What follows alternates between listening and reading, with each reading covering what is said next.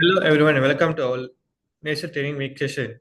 I'm Pranay, I'm excited to be host for today's session. Today we have our expert trainer Miss Carol and she will be sharing a very interesting topic about extra unleashed master skills for successful in digital age. During the session, you may ask questions in the chat box below. Miss Carol will answer the question.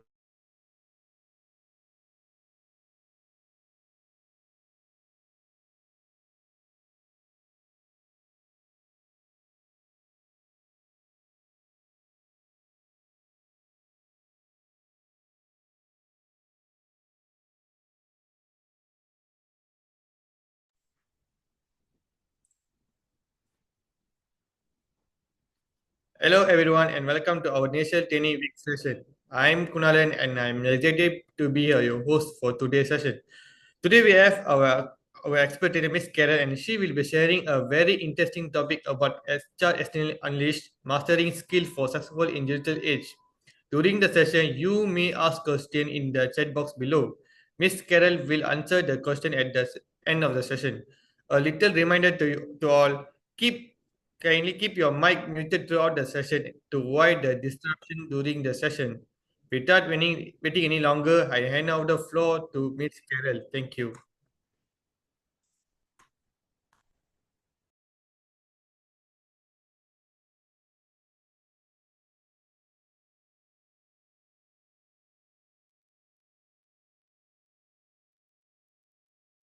Good morning, everyone. Can you all hear me? Yes, you can put a thumbs up. Good morning. Yes, Felicia, I hear you. I can see thumbs up. Shafiq, Tina, right, some of you have put on your video. Nice to see your faces. Suhaili. There's few more coming in. Let's just give 1 or 2 minutes for them to come in. Then I will get on with our session, all right? I think we have a lot of participants today.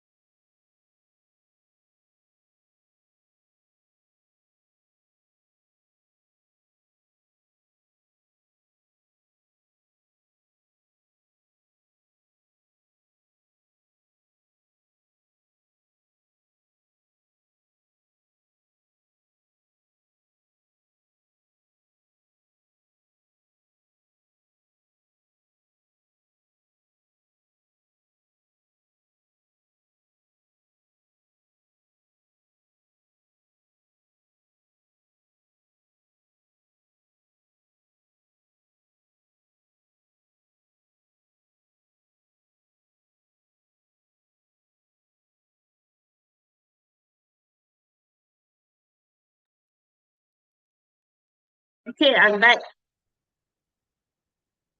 Let me share my screen.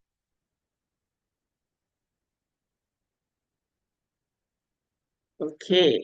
Again, can give a thumbs up if you can see my screen. Yes. Okay, good.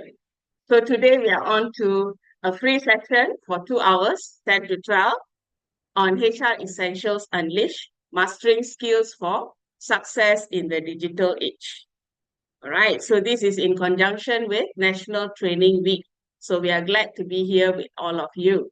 All right, so this is a short profile about me. If you want to ask more information, you can ask later, of course, after our session. All right, so basically, my background is from human resources. I've been working in a few different corporate companies for about more than 20 years. All right, I've risen from rank and file, from the bottom to the not so top. My last position in a corporate company was as a HR manager in a logistics company. All right. So after that, I've left to be a freelance trainer. So I'm accredited by HRD Corp. So I've been doing training for about 7 to 8 years now. Besides training, I also do HR consulting for small and medium-sized companies. I also do performance coaching and mentoring as well. So most of my topics or sharings in my programs is all related to HR, and some would be related to management overall as well. All right. So my qualifications you can see here. Right. So that's very briefly about me. Let's go on to what are we learning today. So today, this is the course outline. First, we'll talk about HR foundations in the digital era. Next, nailing recruitment in the digital world. Training and growing your team, digital learning and development dynamics. Empowering employee relations in the digital sphere. Staying legal and safe online in the digital domain. So why are we learning this? To understand why digital tools are useful. Learn why some HR processes must be transformed from manual to digital. Get information on how to analyze the pros and cons of digital transformation. Understand that digitalization goes hand in hand with managing change and managing resistance to change. Okay, so these are some of the things that we'll talk about today. It's not full on about all digital tools because we only have 2 hours, right? So usually my programs, we run for 1 day or 2 days, 9 to 5, 9 to 5. So today it's only 2 hours, so it's summarized, it's compressed, but I'm going to highlight all the major things that you need to know, all right? So typical roles of HR, just have a look at this. So there are many roles that HR takes on, but these are the typical roles: risk management, talent management, training and development, compensation and benefits, employee engagement, audit and compliance. All right, this is the bigger picture I'm giving you. The nitty-gritty small, there are so many, so I didn't put it in here. And if you see the stars there, these are the topics we are talking about today. So remember I said it's not covering all, okay? Talent management, training and development, employee engagement, and audit and compliance. Right? So talking about this is the first topic will be on HR foundation in the digital world, yeah? So talking about this, I do have some questions to ask you as well. There are many of you here. You may be from HR background, or you may be trying to get into HR or maybe other roles, but related to HR, or you just coming here for knowledge purpose. It's fine. So before that, I want to ask you some questions as well. So before we go into each module, there are questions for you. I want you to put it in the chat so that I get an understanding. How is your understanding before I proceed? Okay? All right. The first question will be, what is your understanding about digital tools? So I mentioned a few times, digital tools. What is your understanding? Just put it in a few words or one sentence in the chat. Give you a few minutes, 2 to 3 minutes to do that.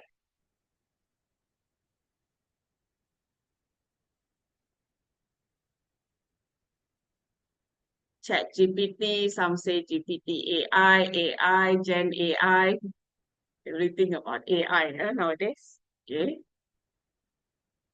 What else? Microsoft tools, software, AI, ATS, Grammarly, Workday, okay. CRM, Quiltbot, apps, AI, Google Classroom, HRMS, online tools, cloud system.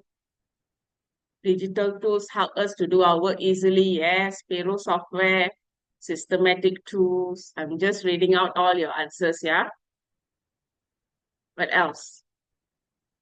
Good. All these are correct. Microsoft Pilot, yes. Now it's called Copilot.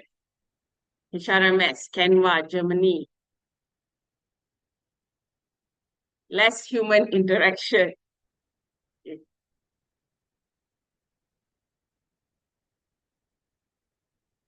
30 seconds more.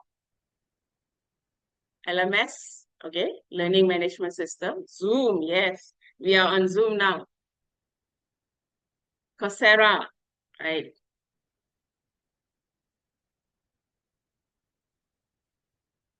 System tools, right. Another word for digital tools, yeah.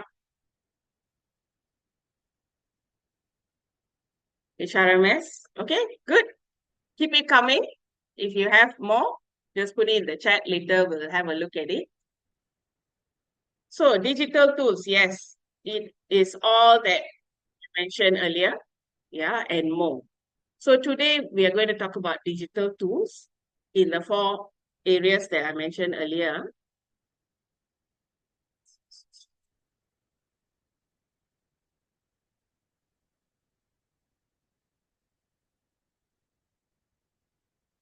In these 4 areas that I mentioned earlier, okay? We're going to talk about digital tools, but in this session, I'm not going to give you the names.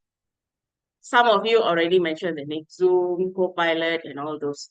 So I'm not here to tell you, okay, which tools to use, which is good, which is not good, no. Okay? So as we see this one, I'm just going to give you some understanding. What are the useful tools available? Why we need to use it? What are the pros and cons? And why we need to manage change in your organization. What tools to use? You need to do your own research because it differs from organization to organization, company to company, and then I'm not their brand ambassador. So I'm not going to give you names. Use this, use that. This is good, that is good. This session is not about that. All right? Okay. So HR as a strategic business partner. So some of you may have heard this term. Okay. So previously HR was known as a personnel executive, personnel manager. So it's not really encompassing full processes of HR as we know of now. Then we have HR, human resources. Then it came human capital. Then we also now talk about HR as a strategic business partner. What does that mean? So meaning you are a business partner to the management of your organization, the CEO or the MD or the top persons or the key decision makers. So you're no longer, HR is no longer a role like push paper roles, you know, administrative staff, do the payroll, okay, churn out the letters. Yes, you're still doing that, but more on strategic business partner. All those things that I mentioned we used to do, now is being digitalized. 20, 30 years ago, digitalization already started, right? It's not new. So we've already digitalized a lot of admin work. That is why now HR can take the role of a business partner. More on advising the company, what are the workforce we need, why we need it, how it can help the business overall. All right? That's why if you can see my, just to go back here, just see my qualification when I was in HR. Yes, I did a certification course in personnel management. Those days it was called personnel management. So now it's called HR, yeah. But then I went on to do business administration and entrepreneurship. Why? Because I want to be the HR business partner to understand more on how an organization works so that I can help better. So I'm not saying it's not good to take HR management course. It's good, but you need to have an overview of how the organization works. Let's say you have a few departments in an organization. There'll be purchasing, there'll be finance, there'll be operations. If you only know about HR, how can you help them? That's what I was thinking. How can I help them? Finance manager will come to me to say that I have this problem, that problem. I say, what is it? Don't understand. But if I learn overall about the management of an organization or even like how to be an entrepreneur, then I understand. I will be able to help them. So that is more close to being a business partner. Okay. So I'm not saying it's right or wrong, but that's what I did. Okay. So I would be able to help the organization better, right? So the digital era has transformed HR from a primarily admin function to a strategic partner in organizational success. If you're not in that role, slowly you need to inch yourself to that role, all right? So embracing digital foundations enable HR professionals to improve efficiency, enhance employee experience, and make decisions that support business goals, right? So what are the strategic activities you can take on instead of just being a paper pusher, okay, admin role?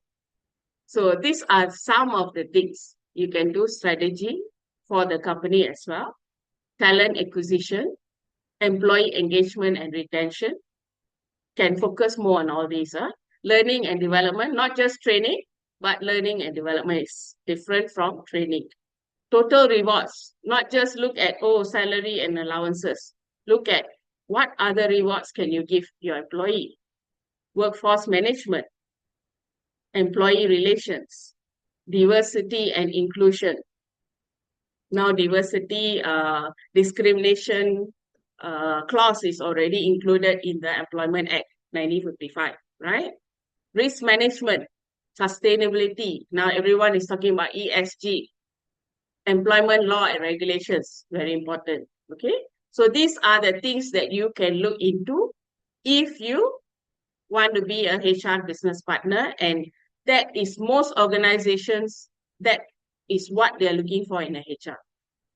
Okay, so for this purpose, digitalization is important for you to embrace, or for those, any organization to embrace. Even if you're not HR, or smaller companies won't have HR, still some sort of digitalization will help, right? So transformation from traditional to digital HR. Why do we do it? So there are a few factors to take into consideration. The picture here I drew, it looks like a handbag. So it's not a handbag, yeah? Okay. So look at the left-hand side. Traditional, it could be costly. Human errors are prevalent. Only admin functions, right? And then it could be time-consuming. Slow process. More manpower is needed. And plenty of paperwork, all right? So change to digitalization, it could be cost effective. There's transparency, because the key decision makers can access the information online, accessible from anywhere. It's time efficient, quick process, less manpower is needed, and there's reduced paperwork, right?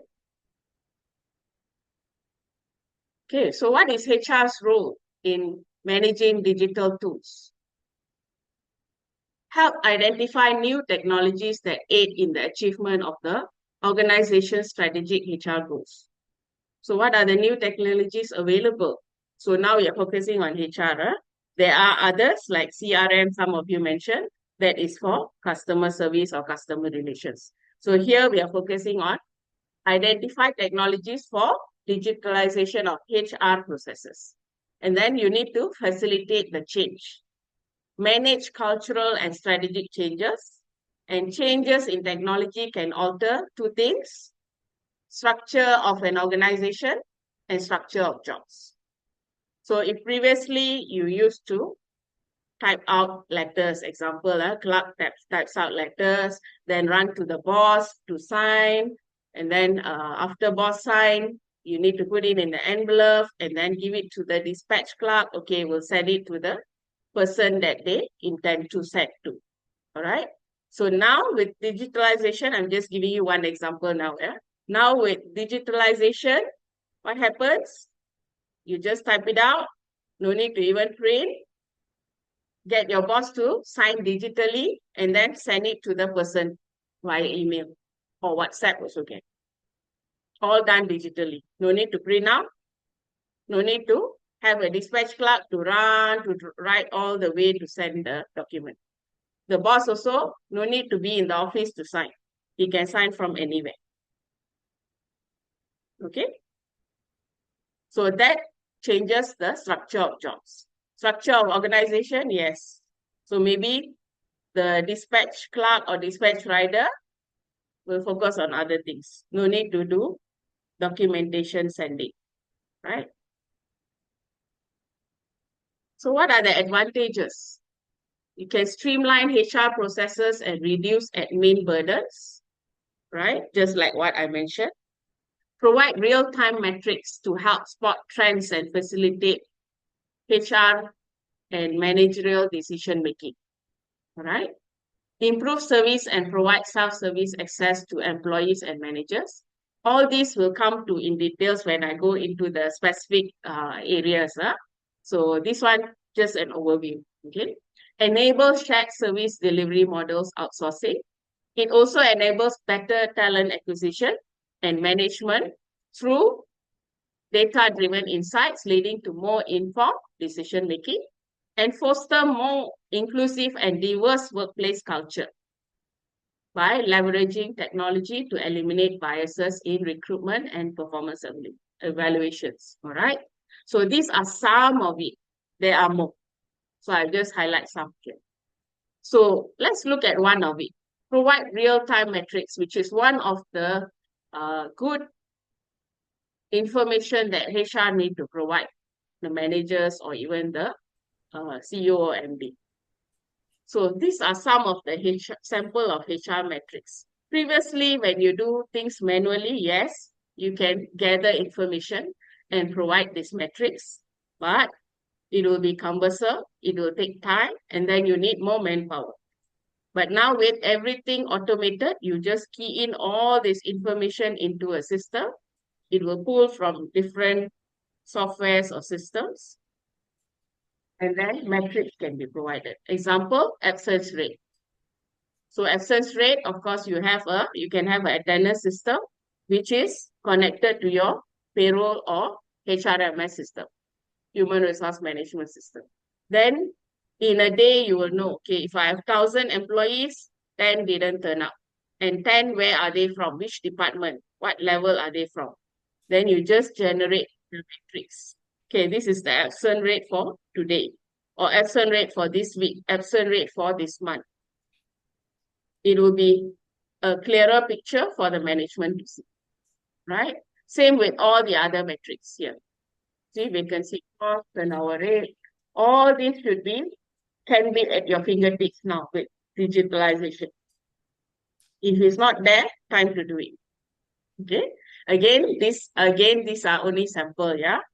These are the main sample. There could be more, and some may differ from organization to organization.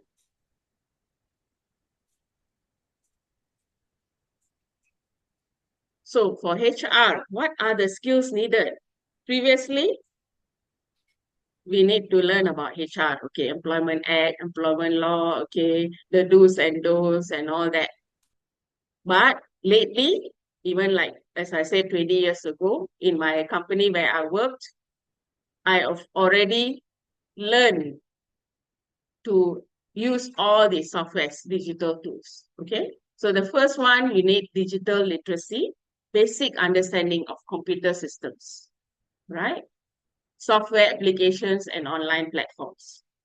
HR software proficiency. So some of the software earlier, some of you mentioned, okay, HRIS, Human Resource Information System, ATS is Applicant Tracking System, and other HR specific tools. Data analysis and reporting. So putting in information is not enough. You must analyze the data and report it. Not just keep it all in the software. You must report it to someone. Like this now, we talked about metrics, absence rate. You need to report to the manager, send the absentee rate for their department.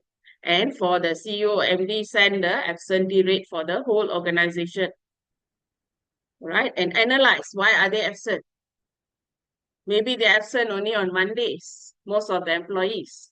So through your analysis, you find out, oh, Mondays every time absent because they are taking long leave.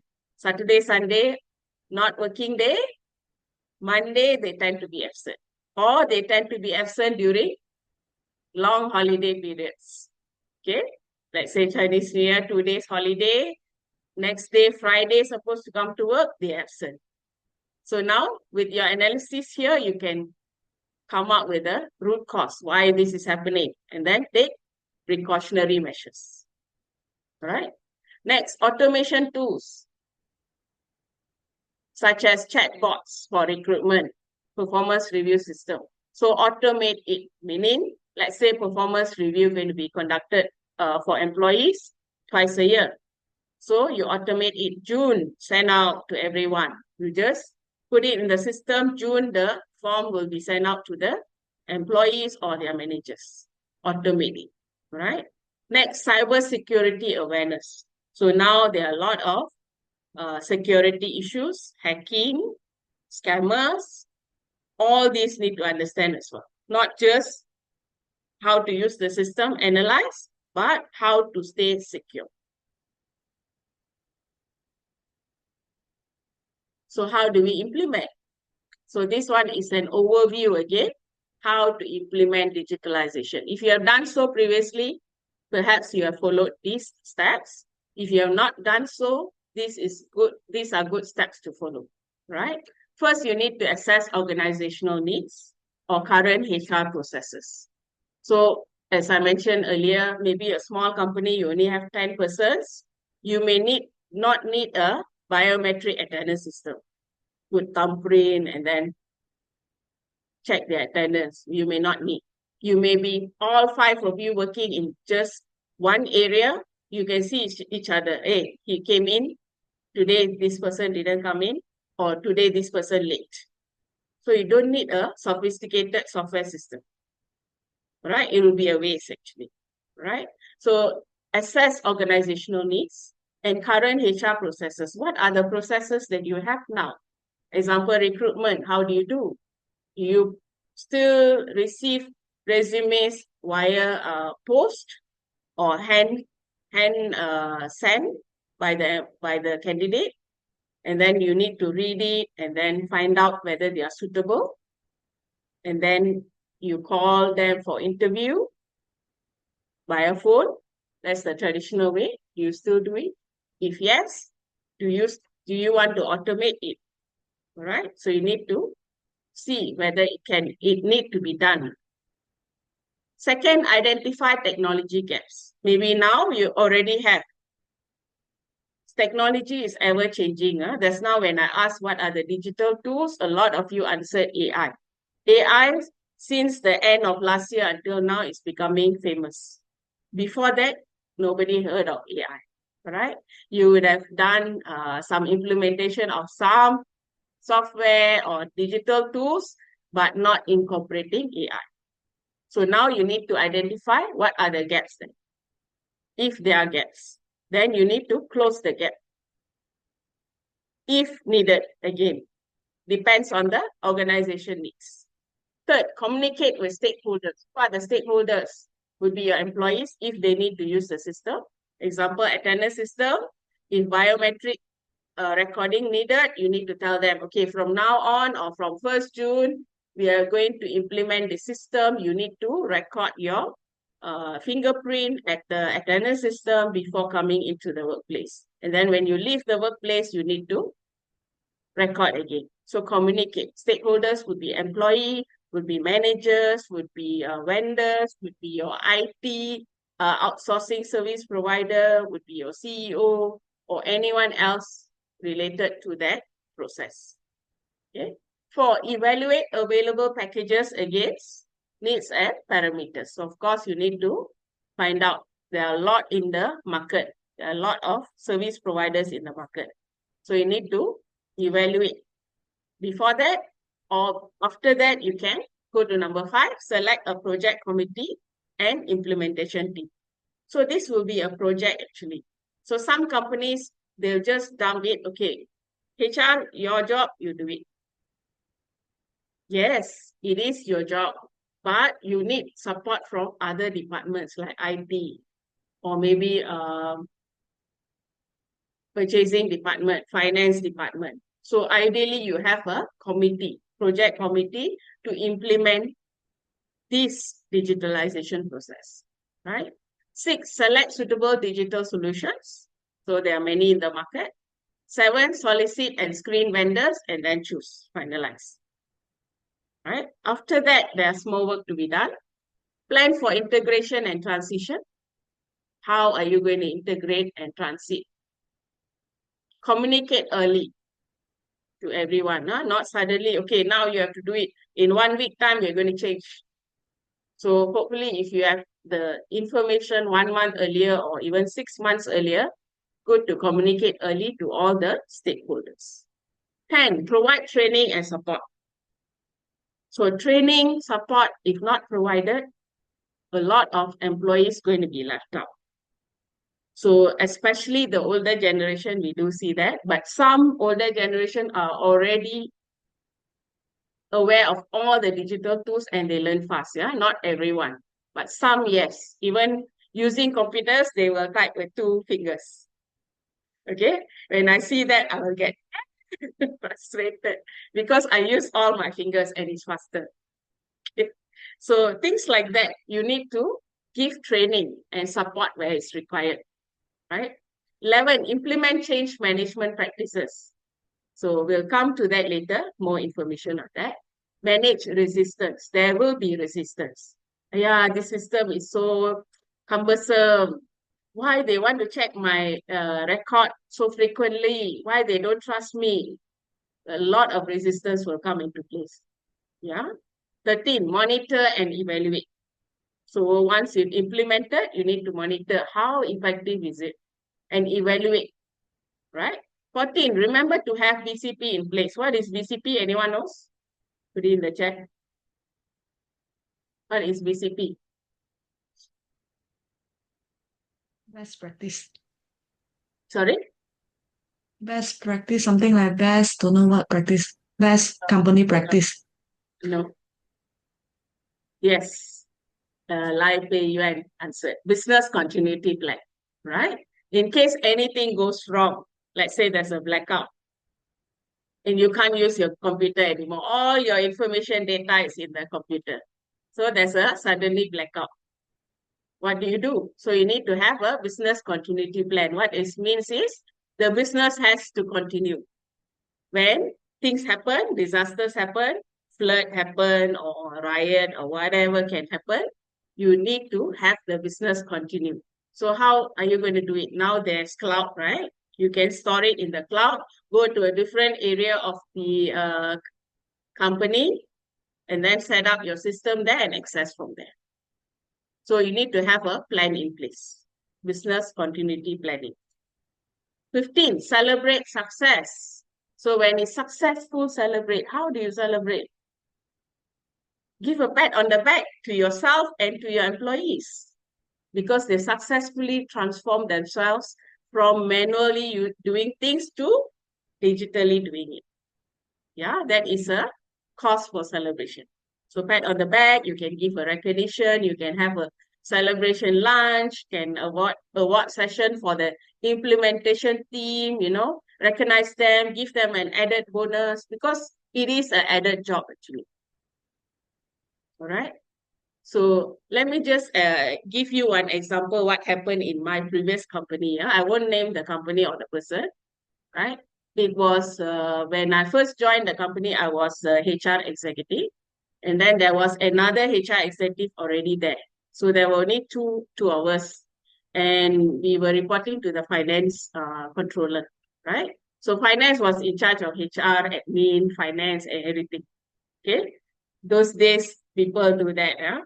So there's no focus on HR. So they decided they were using a payroll system or HRMS system, but they decided to migrate it into a new system.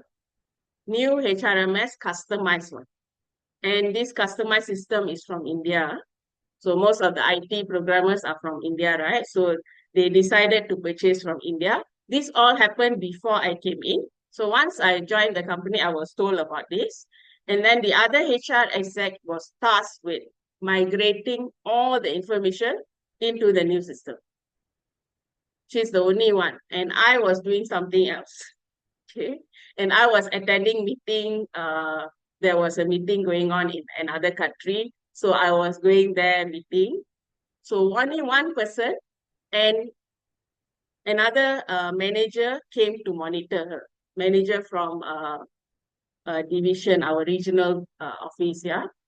So after I came back from my meeting the next 2 days later, I was informed that the HR exec who was migrating all this data, she was sitting there the whole day and crying.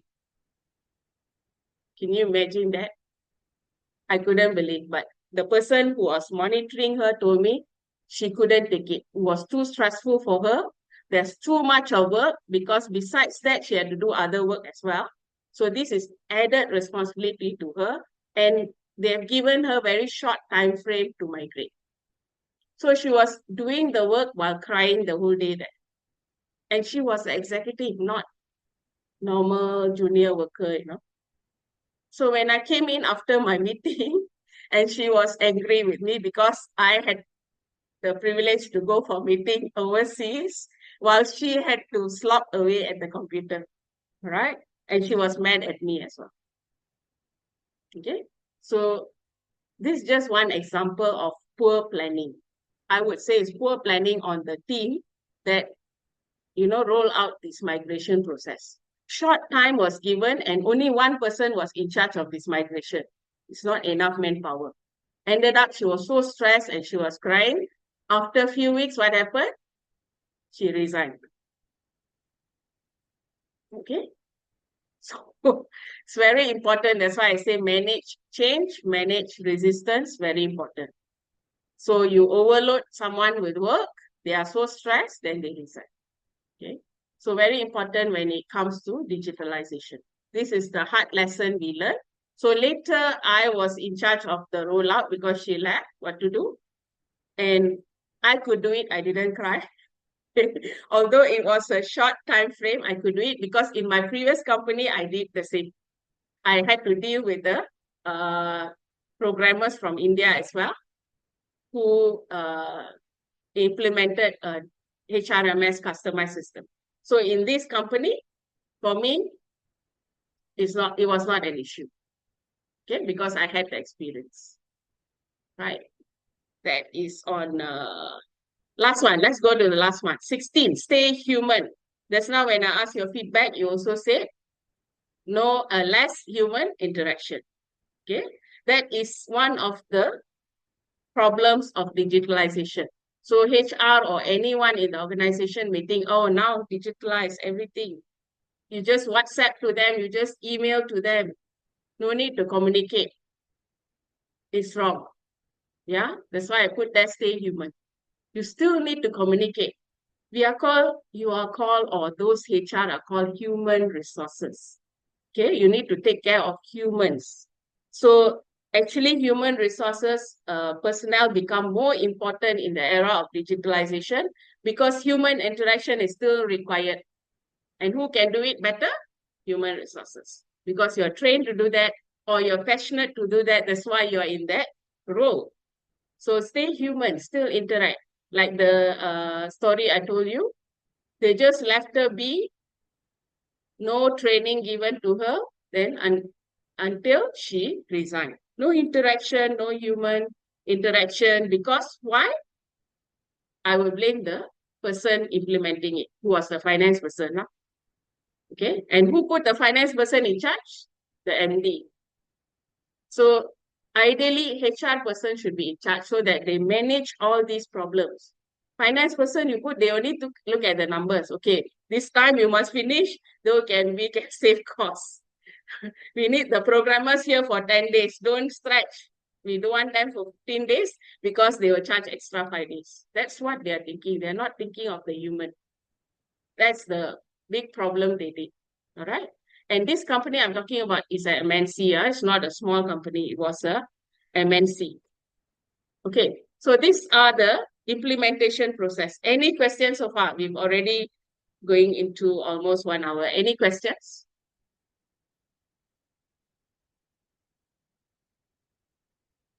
Okay, someone say, can you recommend a few software in the market? As in the beginning, as I mentioned, I don't want to recommend any software, although I've used quite a few.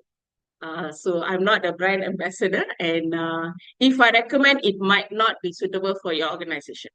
Yeah, it depends on your HR processes, on the size of the organization and the location. If you're located in multiple places in Malaysia or in one location, it all depends. So you need to do your own research on that. Okay. Any other questions? Okay, if no, we'll move on to the next one.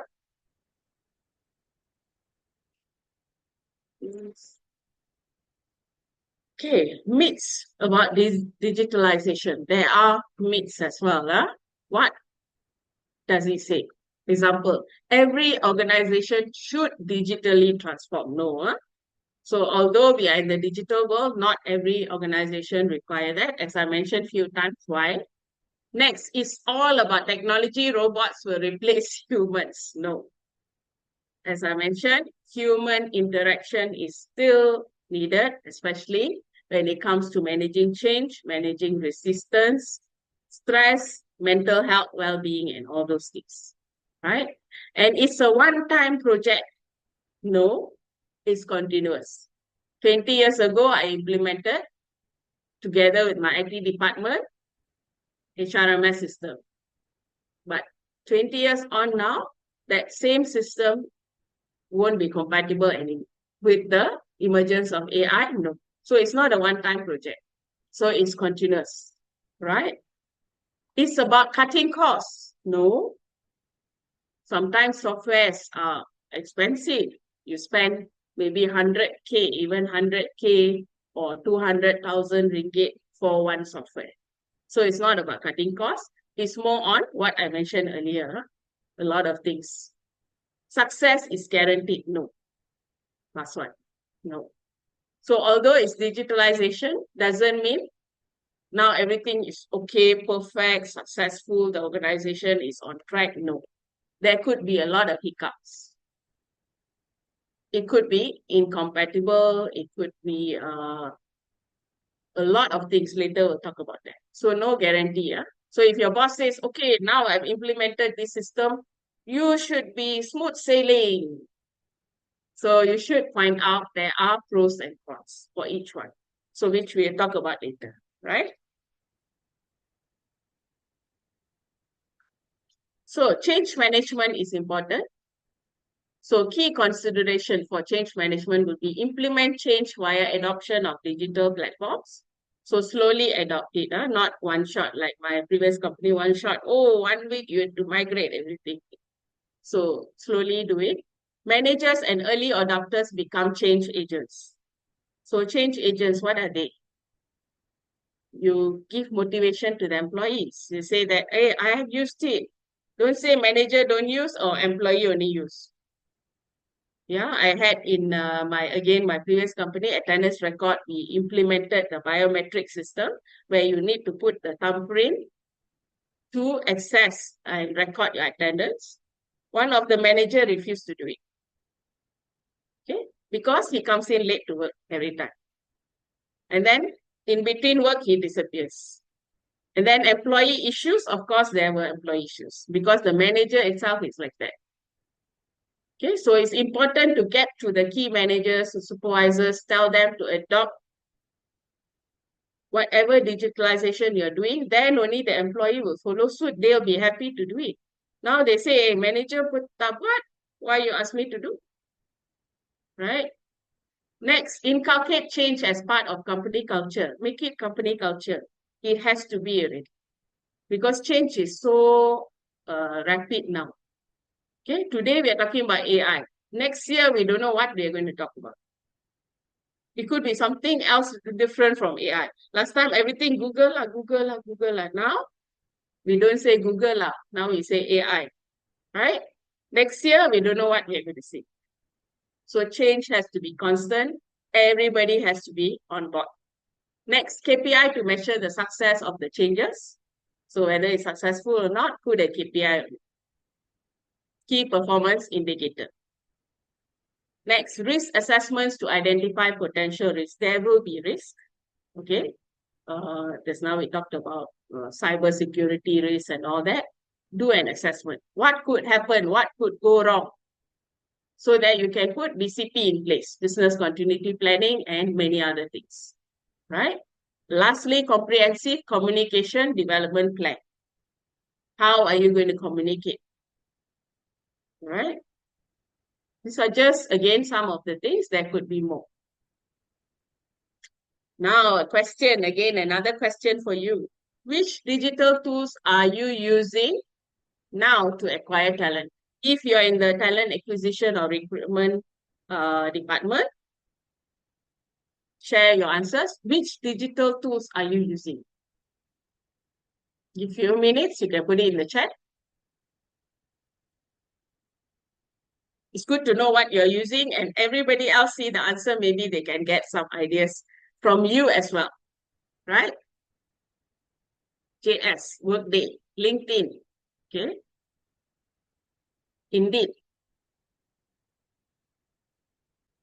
LinkedIn, social media. My future jobs is under Perkeso, right? Labor.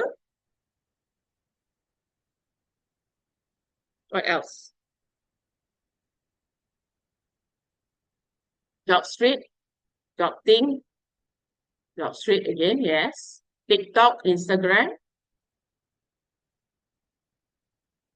TikTok.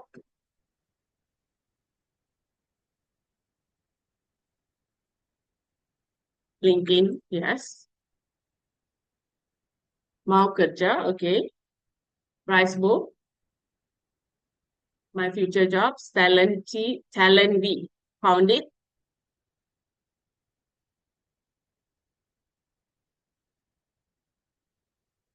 Okay, good.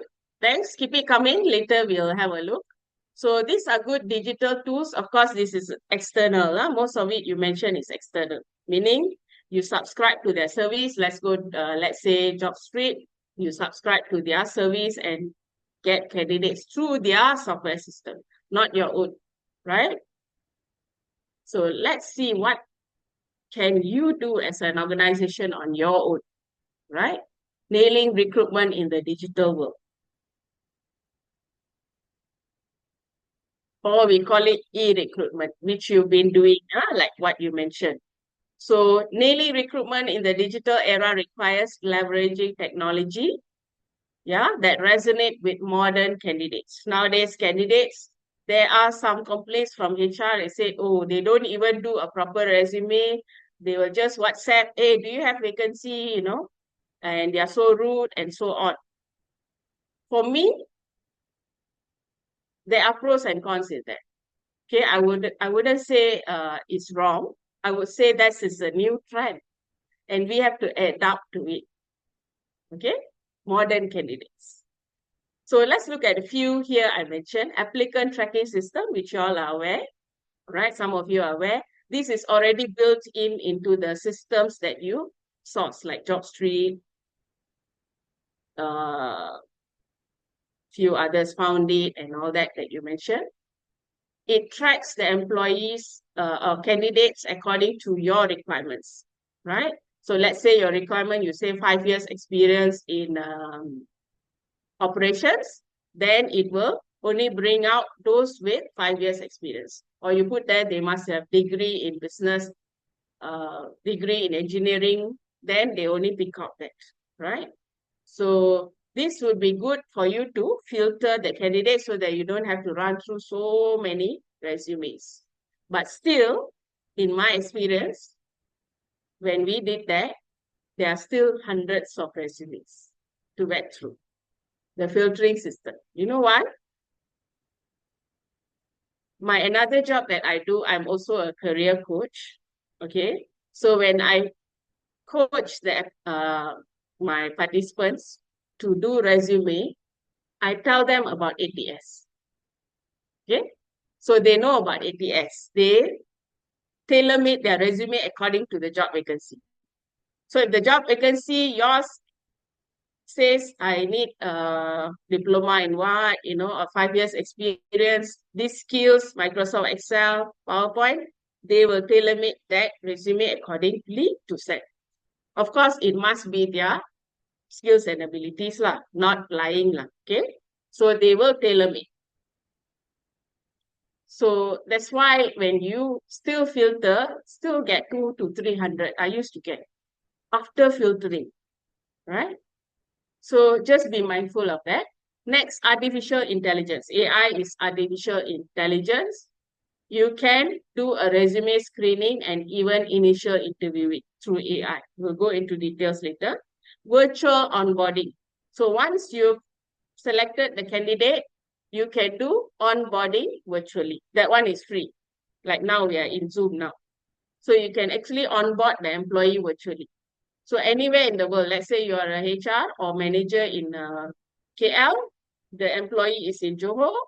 So you just do onboarding. You don't need to go all the way there, tell them, okay, these are the rules and regulations. You must do this, you must do that. These are the forms to fill up. Now you just onboard them virtually. Get into Zoom, 1 hour, 2 hour session, all done. All right. This is also part of recruitment, yeah. So recruitment workflow examples. Input job details first in your system or software. Run search. Now you can use AI for search. All right. Screen the candidates.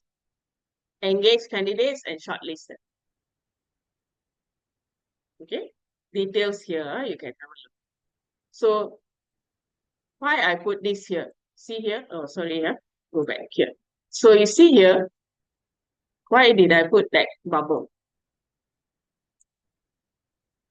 HR and marketing need to work hand in hand. Why do I say that?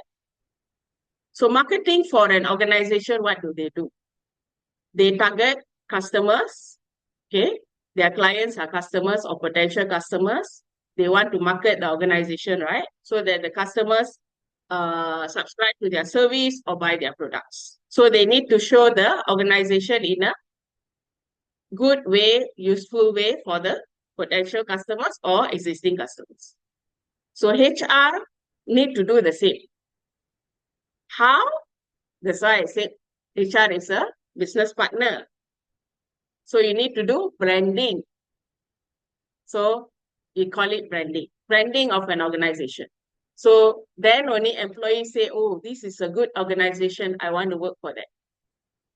If not, they also have a choice. Hey, I don't want to work for you. There are a lot of problems in your company. Or your company manager always got problems. Kena tangkap by SPR. Bribery case. Okay? A lot of issues are happening in your company. So branding is another form of marketing, but you are doing for candidates, potential candidates, to attract them. Yeah. So sometimes in my previous company, again, the company used to say, hey, you cannot get proper employees to come and work for us, Then I will tell my boss, you see our company, do this, do that, do that, do that. All which is not suitable or not like the manager I said, attendance pun tak nak record, always come to work late. So which employee want to work in such a place where the manager itself not responsible? Then you blame HR, oh, you cannot find candidate. So that is one issue. Branding could be, like just now I said, CBT case, bribery case, then you become major issue about the company, employee don't want to work for you. Or it could be case at the industrial court. You didn't treat your employee properly, employee sue you, and then you lost. Come out in the newspaper. So does the employee like to work in that kind of organization where you mistreated the employee? So all this is part of branding. You need to take care of all this, similar to marketing. So how? Work together with the marketing department. Brand the company. We are a sustainable company. We are ESG. We are ISO certified. All these need to be mentioned, not for customer alone, for talent as well. Yeah, that's what I mean. Next. So these are some of the steps, recruitment steps I'm sharing with you. First, define job requirements. Detail the job description. Okay, this is for ATS purpose as well. Identify key criteria. What is the must-have? What is the nice-to-have? Qualifications, skills, experience, of course. Number 2, you can choose an AI-powered recruitment tool. Right? Nowadays, AI-powered, they are more advanced. Okay? So you can provide talent engagement, use AI to identify and engage potential candidates as well. There are many in the market. So go and find out. All right? So I'm telling you what is available. Later, you do your research. 3, integrate AI with your ATS, HRIS. Same thing, yeah? 4, utilize AI for candidate search also can. Right?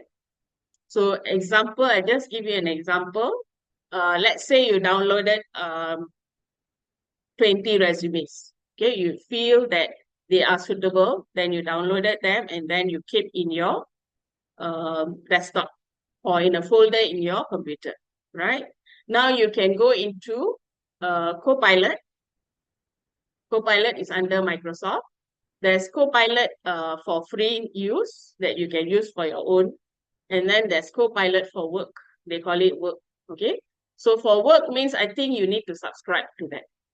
If I'm not mistaken, it's like nearly 100 ringgit per month, I think, right? So let's say your organization subscribe to that. So now you go to the Copilot work, you just key in, you said, get me the resume which is meeting my requirements. So you put your requirements there. Based on the 20 there, the Copilot can highlight for you which one is more suitable, which one meets your criteria the best. So I'm just giving you one example of what can be done. That is using AI. Next, automate initial screening. So AI can automatically scan resumes based on predefined, reducing the time spent on manual screening. This is what I mentioned, yeah? And evaluate candidate skills through automated assessment as well. So assessment you can provide, I'm not sure JobStreet does that. If you have your own system, you can provide assessment. Some companies, they already have this. They even have a software with their own application form where the employee need to fill up the application, then they can filter it themselves, all right? Then they can put a assessment for the employee, for the candidate. Assess them before you even shortlist, whether they meet your criteria or not. Let's say they have 5 years operation experience, ask them specific questions about the operation department, whether they know or not. Sometimes they say, oh, I have 5 years, we know, but when it comes to assessment, cannot answer. Answer one question, another 4 questions, cannot answer. Then you make your life easier. You don't need to shortlist them, right? 6, enhance candidate engagement. Implement chatbots. Now you see chatbots everywhere. EPF also have, you know, bank also have. So you can key in FAQ, frequently asked questions, for candidates to ask, okay, ask about working hours, whatever they want to ask. You can preset your answers there. So they don't have to keep calling you or emailing you to answer. All preset, chatbot will reply to them, right? 7, leverage predictive analytics. So this analytics I mentioned earlier, here we are talking about candidates.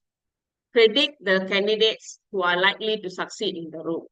See their past hiring data. Where were they working? How long did they work? Were they promoted? You know, were they successful? And assess the likelihood of candidates staying long-term based on career history. Right? 8, continuous learning and improvement. Provide feedback to the AI tool on the quality of candidates to screen and improve future recommendation. Keep feeding information. Like I said, assessment. Keep updating your assessment, updating your chatbot FAQs, and regularly analyze the performance of AI. As I mentioned, it's not perfect. Success is not guaranteed. So you need to constantly evaluate AI as well. Sometimes it may give wrong information.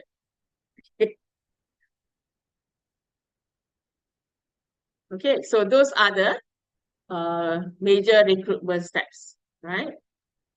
Now we go into social media recruiting. Some of you already are doing that in Instagram, TikTok, and all that.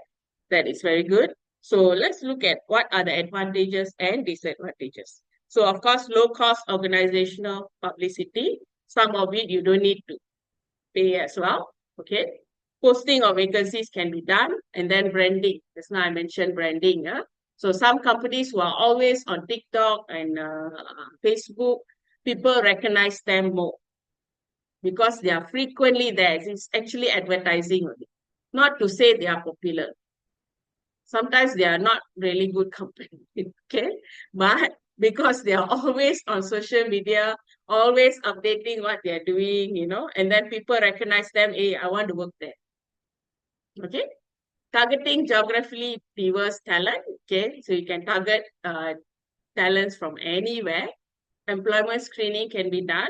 Reduce recruiting costs and time to fill, because now you don't have to go job street where you need to screen 200, 300 resumes like I used to do. Okay, so engagement of passive candidates. Passive candidates, who are they? They are not applying for a job. They are happy and content in their current job.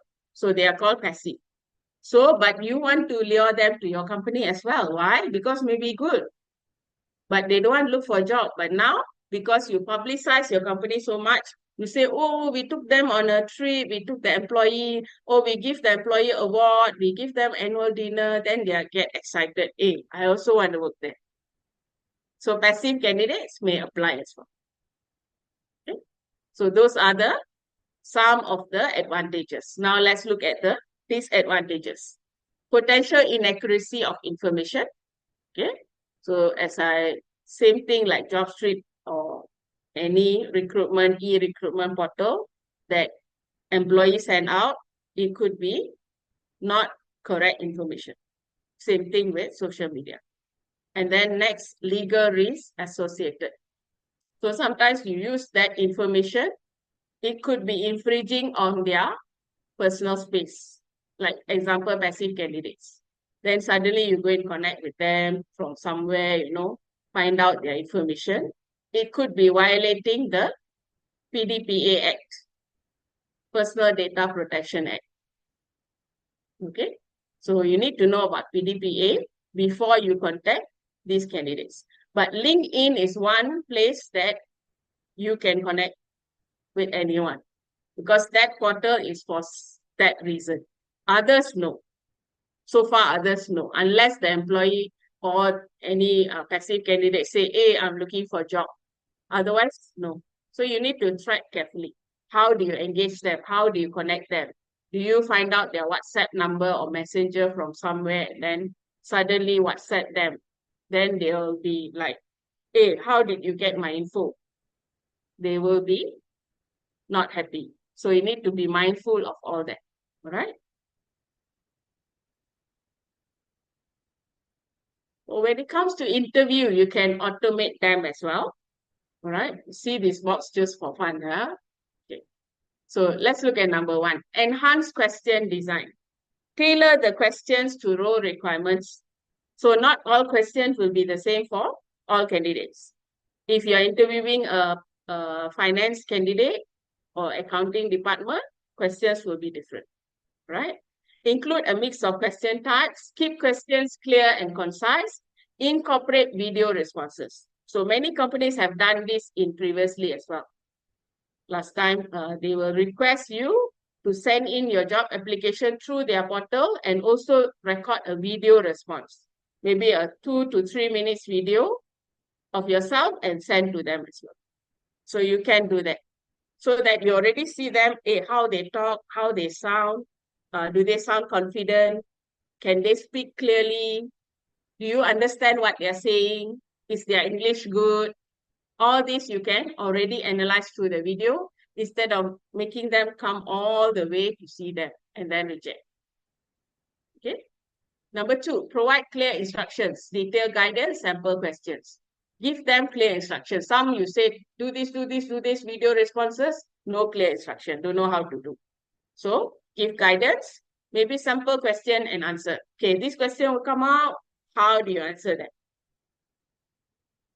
Okay.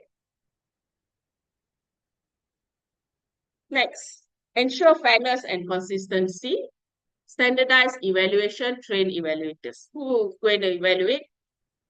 Usually it's the HR and the hiring manager or the department manager in charge looking for the candidate.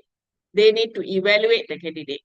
So before they can evaluate, you need to train them how to do the evaluation. Otherwise, simply they will say, hey, this one I don't like his face. HR buat kerja tungkus lumus, find the candidate, and then the manager simply reject. We feel that is suitable, they don't want. So you need to standardize evaluation and train them how to evaluate. So once you standardize, it's difficult for them to reject. Because there's tick there, maybe they need to say, oh, this is presentable, can speak, communicate clearly, everything they need to tick. Okay. 4, enhance candidate experience, timely communication, communicate to them timely, user-friendly interface. So anything they need to use, like the video response or even application form. I have gone through some job application form in some companies. It is so detailed and so cumbersome. They want so many information. Halfway, I just give up and say, I don't want to apply here. Okay, so make it user-friendly for them so that they can quickly apply and be interested. Even the assessment question, don't make it so complicated, they don't understand. Or they need to take 1 hour to do it. Oh my goodness. Okay. So 5, monitor and refine the process. So collect feedback from those who are using, the stakeholders, and analyze the outcome. Okay. Is it working? Is it suitable?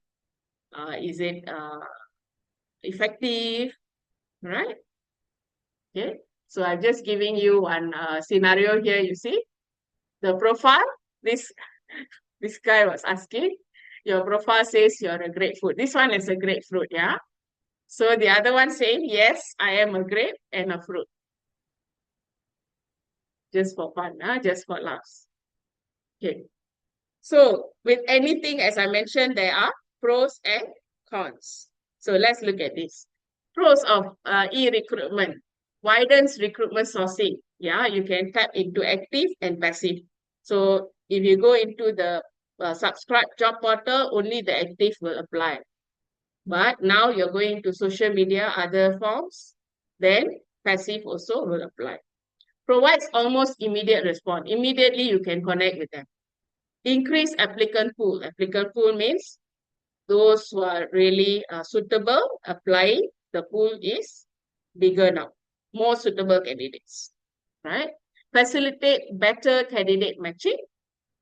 Support realistic job previewing, job preview, okay? Support targeting specialized skills and particular lifestyle of culture fit groups. So you can identify according to your skills, who are they with the ATS. Cons, what are the cons? As I mentioned earlier, high volume of responses. If suitable is good, but these are more on unqualified and may require labor-intensive and costly filtering processes, may be restricted by data privacy regulation, PDPA, okay, you can't go simply into their social media, find all the information on that. Can, but it again is a violation of privacy. You need to be mindful of that. May exclude qualified candidates. Yeah, some filtering process I've used before. Sometimes those that the system didn't filter, I will go and have a look. Hey, I say this one is suitable, but the system or the software excluded it. So I did that as well, checking. Hey, yeah, this one more suitable. So sometimes the system or tool may miss out something. Okay, just be mindful of that. Okay. Right, so that's all on the recruitment. before we go on to the next topic, any questions? Are there any questions? How is ATS work? Which type of organization using it? Small companies still in manual resume reviewing. Okay, you're asking more on ATS. ATS, as I mentioned, like Job Street, they already built in ATS into their system, sourcing system. Okay, so if you're a smaller company, you don't want your own ATS, then you just outsource, use the Job Street one. They already built in ATS.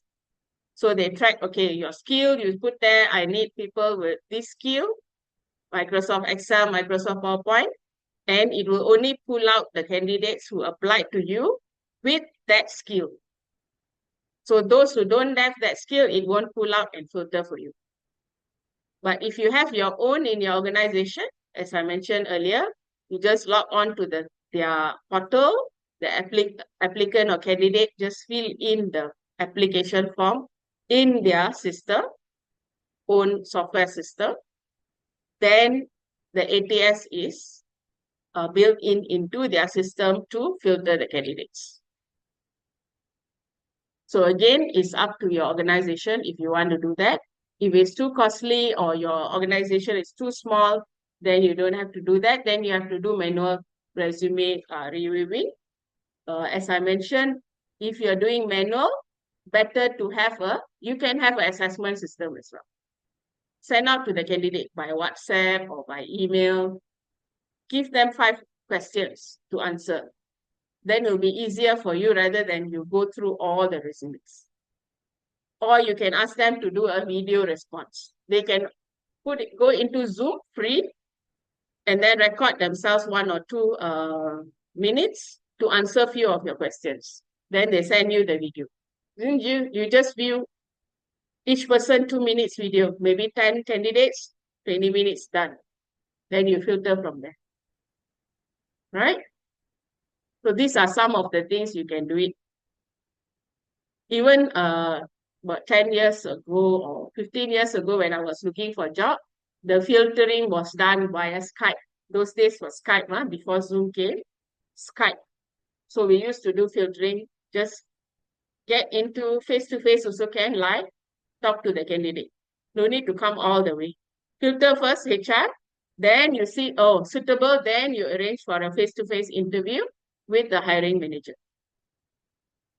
Either phone interview, last time phone interview, now you just get onto Zoom, Zoom or many other platforms are there, right?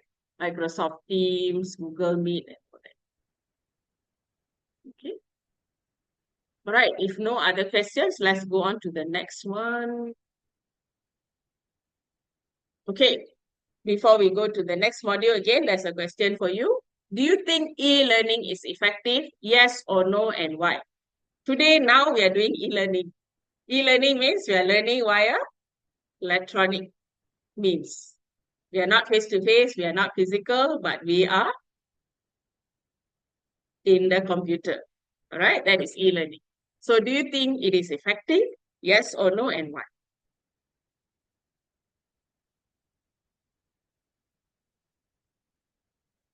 Learning anytime and anywhere, yes, correct. That way it caters to different learning needs styles. Everyone can learn at own pace, save time for travel, flexible. Yes, yes. No need to travel, learn anywhere, hard to concentrate, convenient. Yes. Depends on industry and position. For on the field staff, convenient. Okay. Cost effective. We need to travel, right? Can learn from overseas trainers. Yes. Need cell phone to join e-learning. Yes, easy.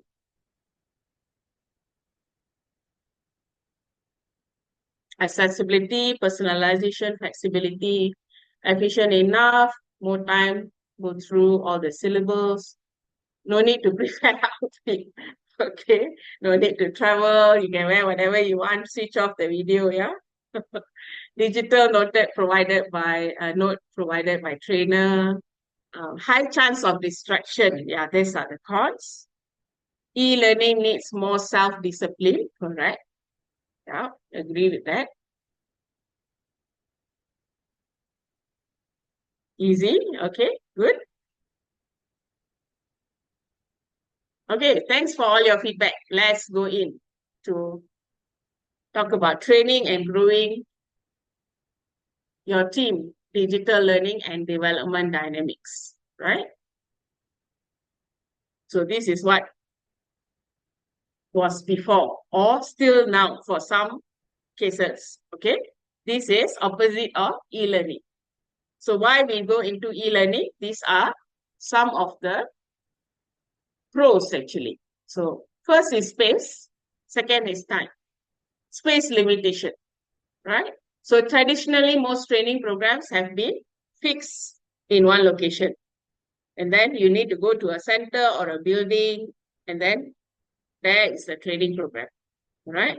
This traditional approach, the participant is limited, number of people who can fit into the building, or number of rooms available in that building. Like now, today, we have 120 participants now. But if you were to book a room, it would be a very big room. Maybe we cannot find suitable rooms, all right, for 120 packs. So now we have e-learning, we can fit all of you in. Next, how about time? Or we call it temporal limitation. Yeah? Trainers cannot train 24 hours a day, nor can learners learn, unless it's live. Yeah? Some are recorded training.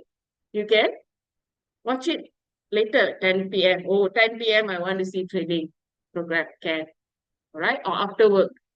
The training day is temporarily, not temporary, yeah, bounded, and normally is divided into distinct topics that last a certain amount of time.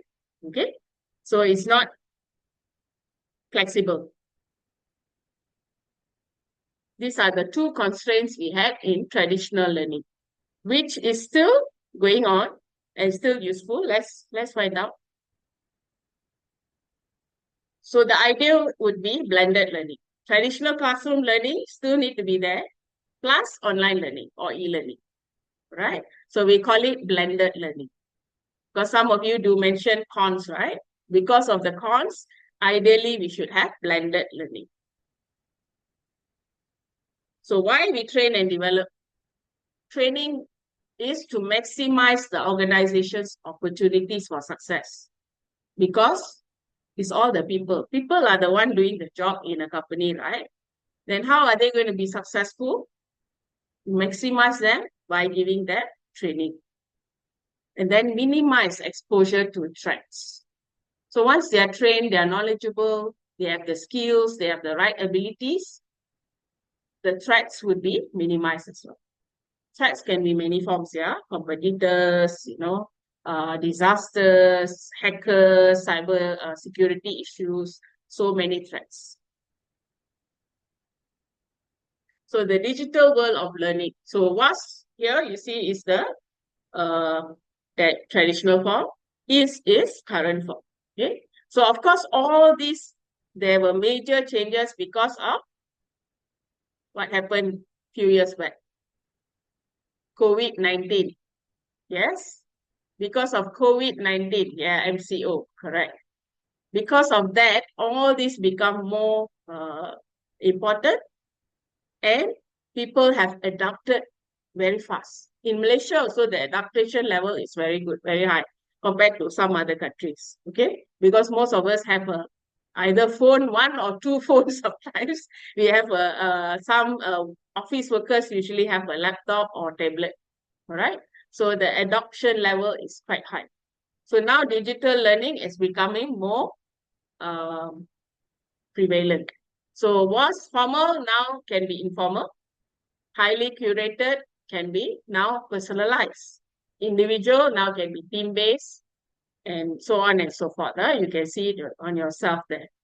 Produced, proctored means it's monitored, yeah, by someone. Moment in time, at that time only you go. 9 to 5 means 9 to 5, you sit there, you can't change it. Centralized, you have to go to a place. Away from work, you have to come out from your office to go to a training center, right? Globally consistent. So you can sometimes some company, especially MNC, they will have training programs, which I went through many. They will have training programs from their country. Like I used to work in a US company. So all their programs is from US one. Then they will give us is e-learning as well. Okay. Some they come over the trainers, but then it's globalized. Some of it or half of it we can't use in Malaysia. Irrelevant. Okay. So now digitalized, it's become informal, machine personalized, team-based. We can do coaching. We can co-create the syllables as well. Peer reviewed, meaning your colleagues can review the training contents and customize it. It can be continuous. So traditionally, you go 9 to 5, sit there whole day. Now it can be, 9 to 1, you learn. After that, tomorrow you can continue another 4 hours, or next week continue another 4 hours. Okay? So same with distributed, it can be distributed worldwide, nationwide. In the flow of work, during work you can do training, or during your lunch hour you can attend training from your desk. No need to go out. And locally relevant, like just now I mentioned, it's locally relevant, you can tailor make.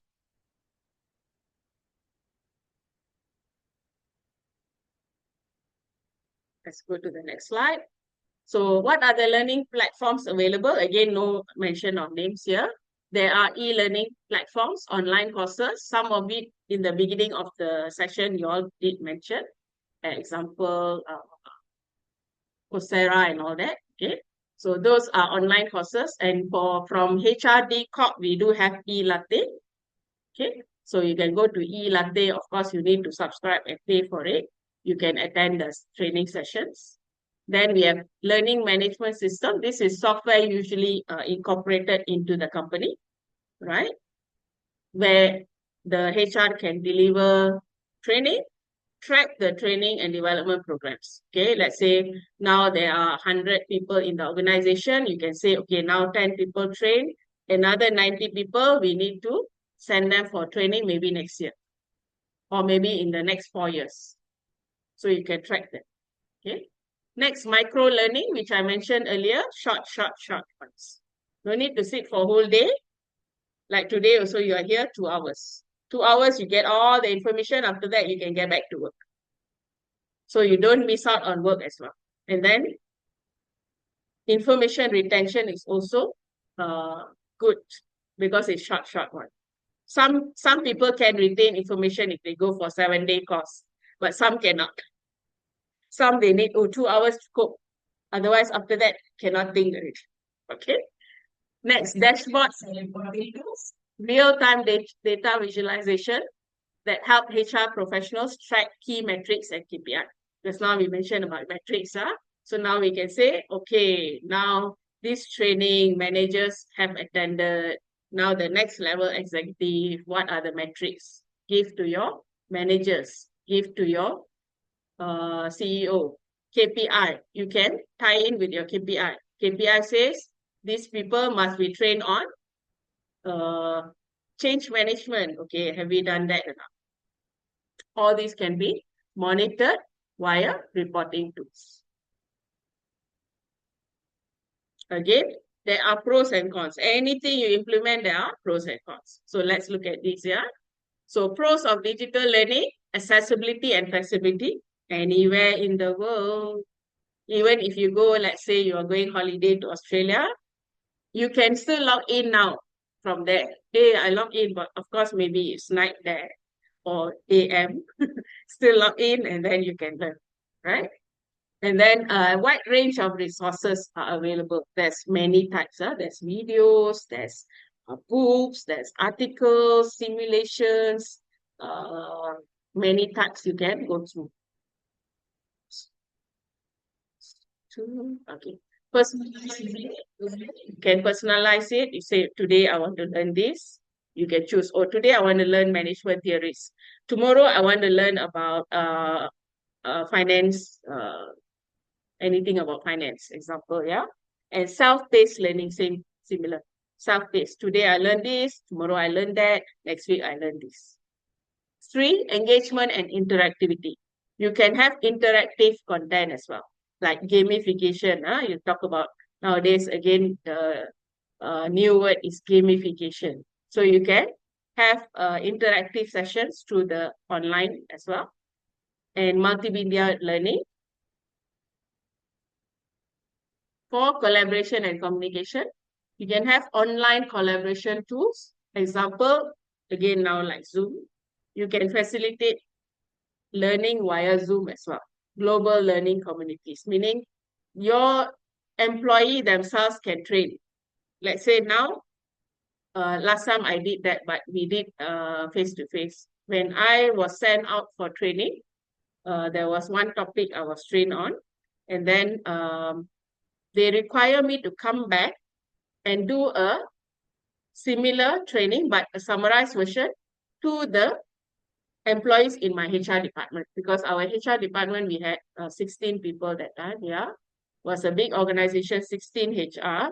So when I went training, so they don't want to send everyone. So I come back, I give them the information what I was trained on, a summarized version, not the full training.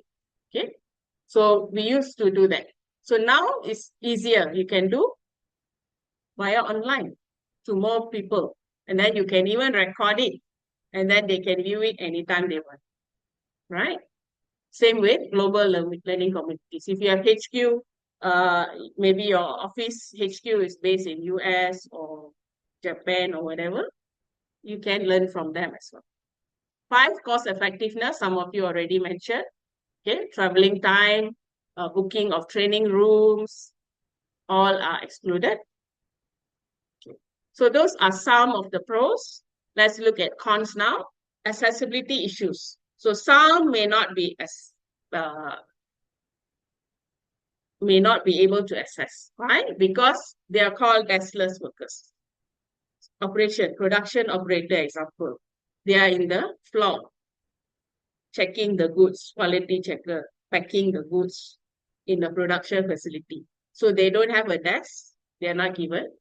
They don't have computer. So how would they learn? Okay, so HR need to think, how would they learn? When would they learn?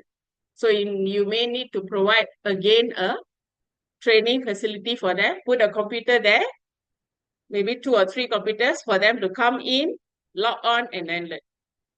Okay, you need to think. Otherwise, let's say you roll out the training, they are not trained. Technical difficulties may arise, connection problem, or maybe the old system.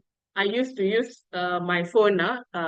Last time Huawei I used was very good phone. Not advertising for them. Yeah, it was a good phone, but I used it for many years until I think about 7 or 8 years. And then some of the apps I couldn't download it. Okay, because it says it's not compatible. Even the banking apps, like I used to subscribe to Maybank. Okay, so banking apps also cannot download. So I went all the way to the bank. I complained to them. Then you know what they told me? Buy a new phone.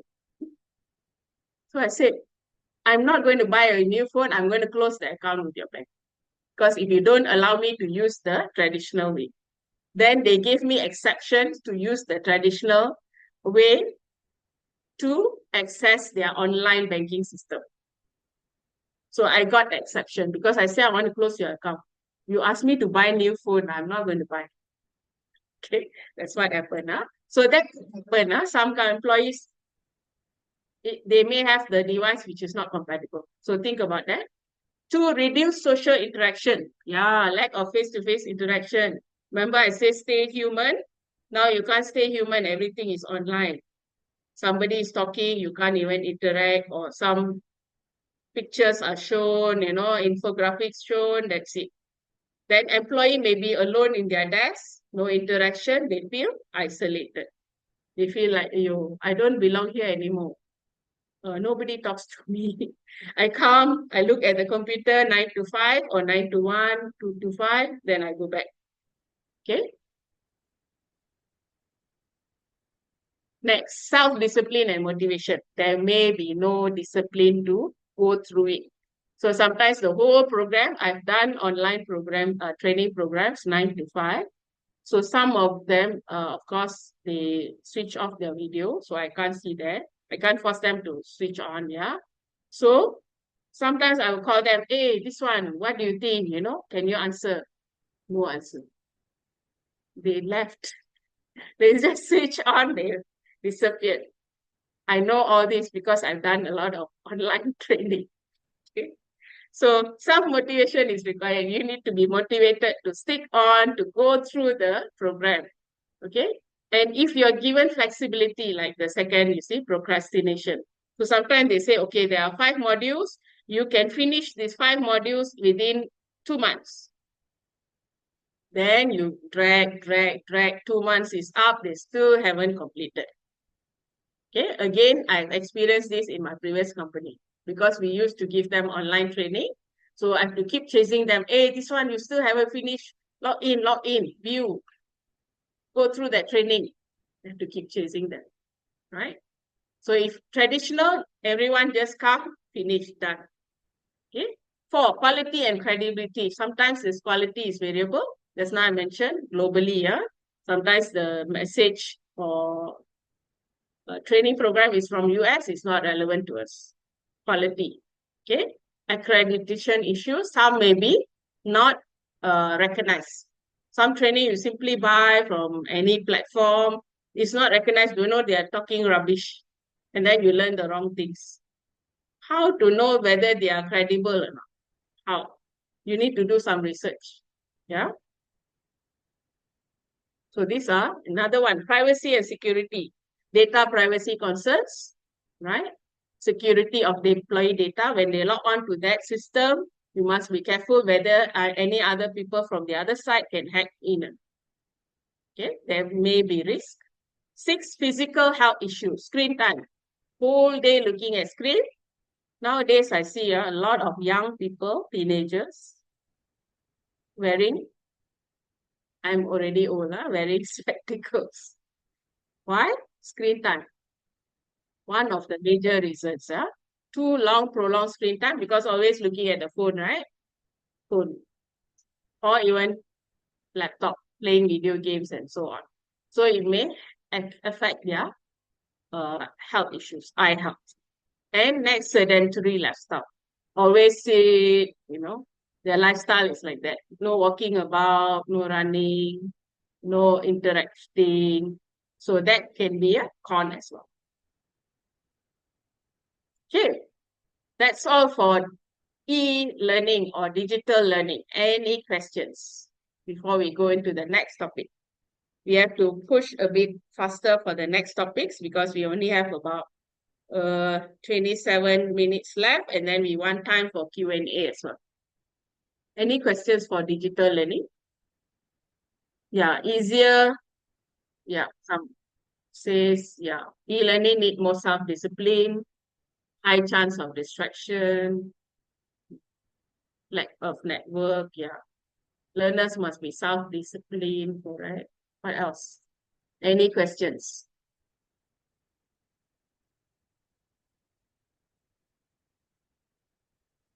Okay, no questions, we'll move on. You can ask questions later. Now my question time. Whose responsibility? We go to the next topic. Whose responsibility is employee relations? Can you put it in the chat?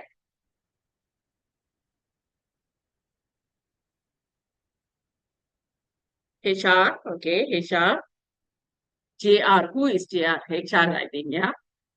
Employer and employee, okay. Right, HR. HR and corporate communication. HOD and HR. Yeah. The right answer would be HOD and HR. Management, whoever in the management position, and HR itself. Because HR alone is not always communicating with employees. There are head of departments, key managers, or even supervisors who are constantly communicating to employees. All right? So it should be their responsibility as well. But of course, HR is the one of the key stakeholders to go and facilitate employee relations. Yeah. Okay, let's go and find out what is new in the digital sphere when it comes to employee relations, right? So there are employee self-service portals. These are few tools, I put it here. Self-service portals meaning they can access a software where they can input their personal information, their plans, their training development plans and all such. And then they can view what's happening. What is my status now? All right. Next, engagement tools. We can use surveys, feedback platforms, and other communication tools to keep them engaged.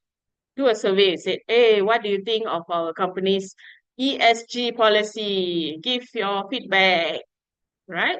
You can have all online. Well-being programs, digital tools you can have for mental health and wellness and work-life balance. Give them more information about mental health, exercise programs, how to stay well, all those things. Chatbots, just now I already mentioned, yeah? Chatbots, earlier I mentioned for candidates. Now is for employees. So every time there'll be questions, right? Frequently asked questions. So again, HR can put this into the chatbots. So employee just log into the HR chatbot and ask questions. Or leave a message for further explanation, then HR get back to them. So instead of every time they're coming to see you, distraction, calling, or emailing, there'll be so many emails from all over the place. So chatbots will streamline everything and make it faster to communicate as well. Leadership visibility. So earlier we talked about HOD, managers also need to be involved, not only HR, yeah? So how can they do that? Have virtual office hours, regular update, video messages you can send out, or virtual one-to-one meeting. Support them. All can be done online. Okay? So no need to go and see face-to-face. Some employees are away in the other section, or maybe they are in different location. So they can have all these. Leaders need to do this. How they're going to do this? HR going to facilitate it. Otherwise, they may not do it. They may be absent. Then they'll blame HR. See, poor engagement, employee leaving, come to HR again. I say, you lah. Go back down. I told you to do this, you don't want to do. In a nicer way lah. I don't say like that. In a professional way. Okay. Next, recognition and rewards also can be done all online. During team meetings, recognize them. Hey, you've done a good job. Thank you. We've reached our KPI for this year or for this month, you know. You can give virtual ceremonies, have a celebration, sing songs, have some activities, gamification, give them digital badges for motivation. Nowadays, a lot of Gen Z, we call that Gen Z, I think. They like all these digital badges and all that, right? Next, virtual team building also you can have. Team building, of course, traditionally you go to a place, you do some obstacle courses, some activities. Now you can also do it online. You can have virtual happy hours, collaborative projects. Okay, a lot of things can be done virtually. What else? Remote work policies. Again, because of COVID-19 and MCO, this one become very famous, right? Similar, I wrote that similar to policies for FWA, flexible work arrangement, yeah? So you need to have policies when they are going to not be at the workplace. They are going to work remotely from anywhere, maybe co-working space, at their home, or maybe they are staggered hours of work. Some part they are in the office, some part they are not. So you need to have a policy for them. What can we do? What can they do? What cannot do? All right. And then ensure they are supported even when they are in different locations. Don't just forget about them. That's why I said you must have team building, virtual celebration and all that. Don't forget the remote workers. Otherwise, again, they will feel isolated. Okay. And then be mindful of the rise of gig workers as well. Gig workers are the people, again, this is a new trend going on, that more people want to be gig worker. Meaning, let's say I'm a payroll professional. I want to generate payroll for you. Even accounting, they already have that. Those who do audit for accounts. Okay, you hire someone to come and audit your account, maybe 6 months once, 1 year once, or on a monthly basis to do your work.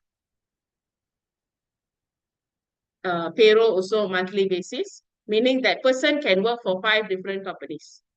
They don't want to be sit in one company and work for you only. They say, okay, I work for you, maybe 3 days. I come and do all the payroll for you, done. Then next, I will go to another company, do the payroll. These are gig workers, right? Similar to Grab riders lah. Grab riders, they work for many different companies to send items, similar. So you need to learn how to manage that, because more and more workers are going into that arena as well. They no longer want to be stuck in the office 9 to 5, stuck in the traffic jam. Okay? I'm one of them, gig worker.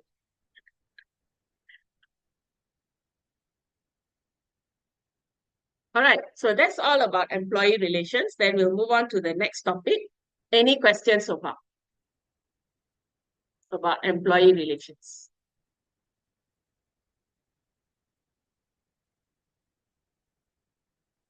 No questions, Iman. Okay. Right. Then we move on to more questions for you. One more question for the next topic. Yeah. How does your company ensure employees stay safe when online? They'll be going online, either for their own personal, but while working for you, or they could be using your software from their home or from your workplace. So how do you ensure they stay safe online?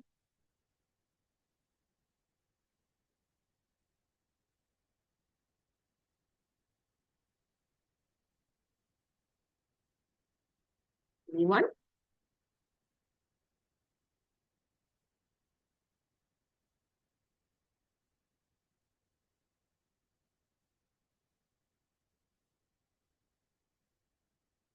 Okay, let you think about it. Right, that's one. Okay, through app. Yeah. How to stay safe through app? Use company cell phone. Okay, good. Monitored, yeah. Okay. Keep the answers coming. Later we'll have a look at it. Let's move on. So staying legal and safe online in the digital domain.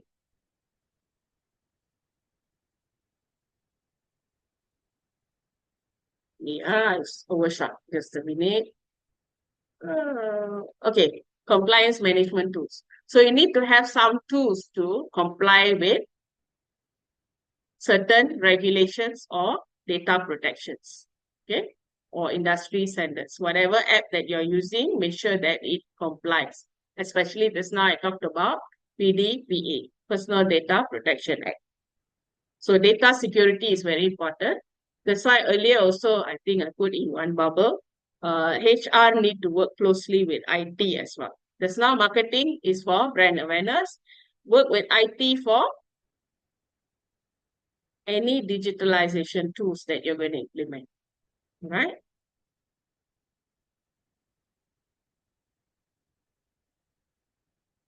So communication policies and approaches. So you need to have, again, policies, how to communicate when using digital tools, right?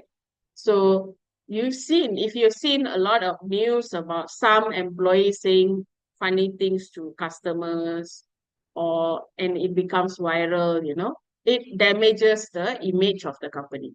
So it's very important that companies, organizations, or even HR need to implement these policies and enforce them so that it doesn't affect your branding. Just now we talked about branding. Okay. So first, you see, indicate that the organization reserves the right to technology use and communications made or received from organization equipment. So if company is providing the laptop, actually it's only for work purpose only. Or computer in the company, work purpose only. You cannot go and do some surfing on your own because it's not your computer. You must clear to them, tell them that, right?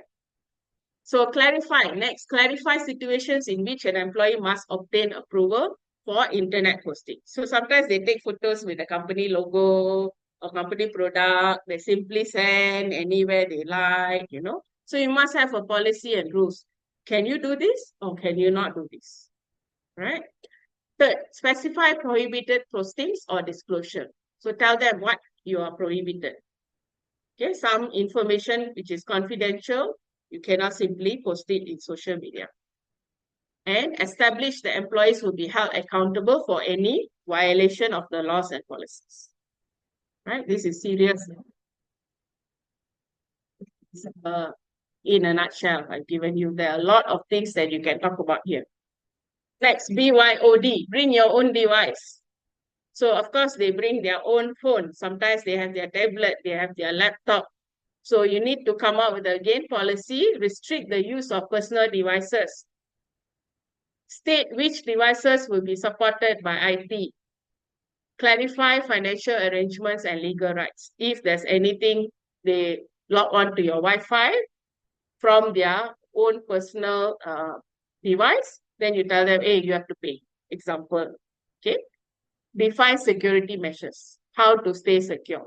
Tell them. If they are using their own device. So example would be, best example would be the phone. They're using, then they log on to your Wi-Fi. What are the data available there? How about social media policies and approaches? This is more focused on social media. So you can say personal posting, whether they can do or not, what they can do. Organization-sponsored posting. Organization also can allow. Okay, some organizations say, okay. Some they say, oh no, only corporate communications or public relations can do. Others, no. Some organizations say can, go ahead. Okay, so these are some few ideas for you how to do your policies for this. Okay, so personal posting, you can say no posting using the organization resource. Guidelines about posting content about the organization, give guidelines.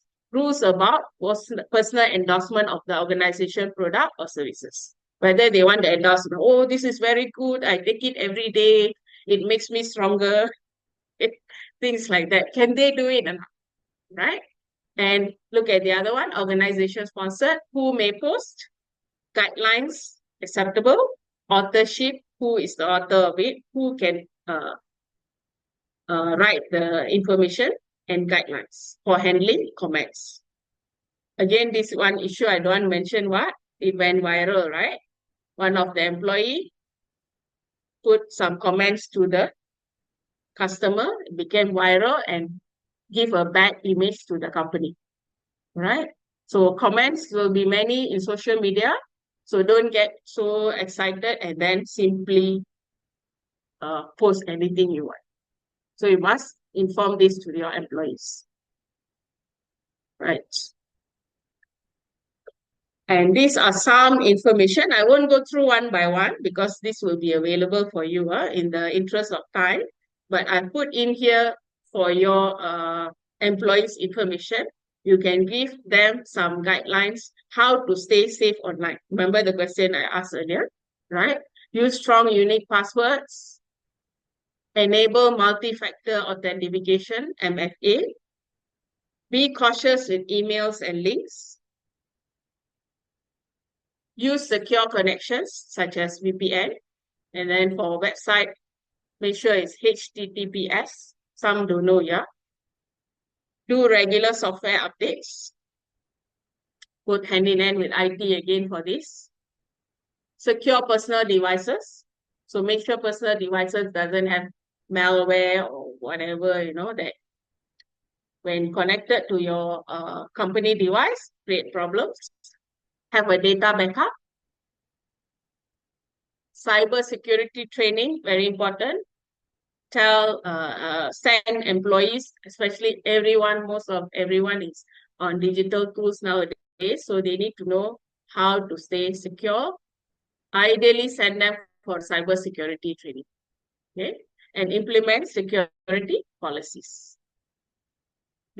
Ask them to report suspicious activity. Don't just keep quiet. Okay.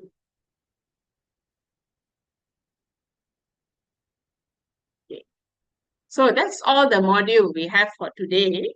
Let's look at final tips and takeaways from this session for today. So in summary, what did we learn today? Get on the hybrid work model bandwagon. What is hybrid work? Online and traditional work, right? So hybrid work is now becoming very popular. So either you work online, remote work, work from anywhere else, or work in traditional offices, or combined work, hybrid. Some work remote, some work in the office, or sometimes you work remote, sometimes you work in the office. And next, AI is crucial for improving HR processes. Get into the AI bandwagon as well. Next, leadership needs to be more empathetic. So I gave you an example of the HR exec crying, right? Because leadership didn't empathize with her situation. She was new to migration, and then she had stress because limited time given to do the migration. So next, predictive and workforce analytics are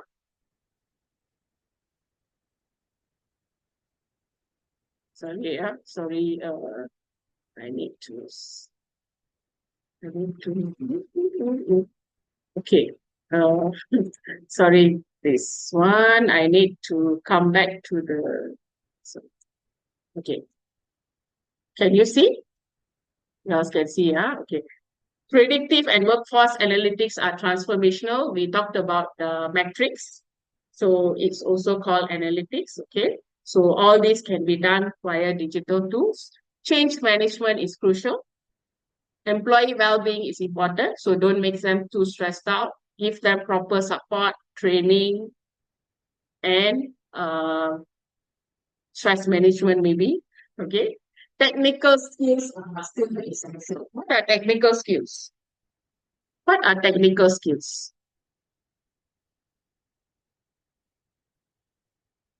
What do you understand about technical skills? So earlier we talked about digital skills, digital literacy and all that, okay? So I do another training where I train people on payroll administration, right? What happens is, now payroll is all systemized from many years ago, right? So even overtime, let's say someone performs overtime, you key in 1 or 2 hours on a public holiday, it's automatically calculated. So when I ask the person, some HR, not all, some HR, I ask them, okay, how does the system calculate the overtime? What is the formula? Guess what they do? They know, some they know, but they don't know how to actually calculate. These are called technical skills. Still essential. Even though automation, the software is doing everything for you, you still need to know how it's done. How OT is calculated. Why? Because you need to explain to your employees if they ask, right? And you also need to check whether the system is doing it correctly. Sometimes the system can go haywire, crazy, come up with the wrong figure. Then if you don't know the formula, what happens? You just proceed. I'm just giving you one example, OT, can be many other things. So technical skills are still essential. Don't forget that in the digital world that we are in. Right? So conclusion, the future of HR and digital transformation is important. All right. So digital transformation, HR should be one of the leader, one of the stakeholder for an organization. Okay, it's inevitable, unavoidable, right? So as we move on to being a strategic business partner, this is very essential at this stage in 2024 and beyond. So the journey of HR transformation is perpetual. Perpetual means it doesn't stop. Okay, so even though your old or young or whatever, you still need to change with the times. Otherwise, you're left behind. You're no longer an asset or a valuable asset to the company. Okay. So that is the summary. So this is something for you to think about. Look at the first one, luggage. What new knowledge will you take with you? I hope that in our 2-hour sessions today, you have learned a lot of new knowledge that you can take with you. Take and then use it. Not just take the knowledge.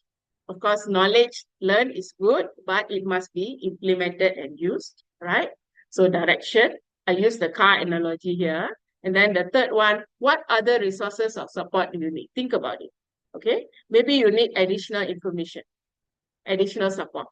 So we, organization, we do have a lot of other training programs, okay? So you can explore further so that if you need additional resource support, we can see how we can work with it, right? And lastly, exhaust. What are you leaving behind? Whatever you've done, which is ineffective or not working for you, or too traditional, not aligned with the current trends, you need to leave it behind. So what are you leaving behind? Think, huh? So all these for you to think. And now we come to the Q&A, last Q&A session. Thank you, everyone. So it's been nice giving training for about 120 people today. I hope you all enjoyed the sessions and are wide awake still and still here, okay? And gain a lot of knowledge. And now it's to you. Give your questions if you have any more questions.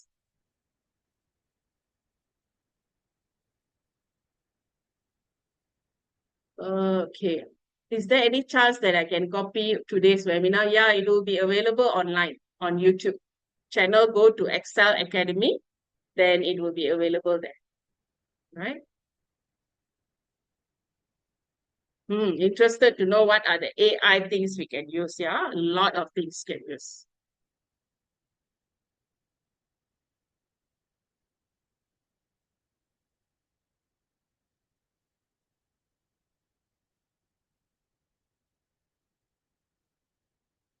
I hope to see you all in our next sessions that we have, normally it's a 1 or 2 day sessions so that you can learn a lot more.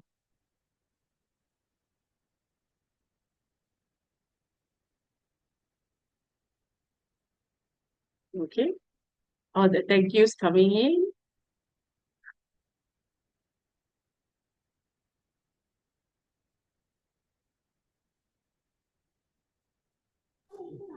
Can no longer avoid using AI. Yes. All right. So if you have any final question regarding this course, feel free to comment in the chat box below.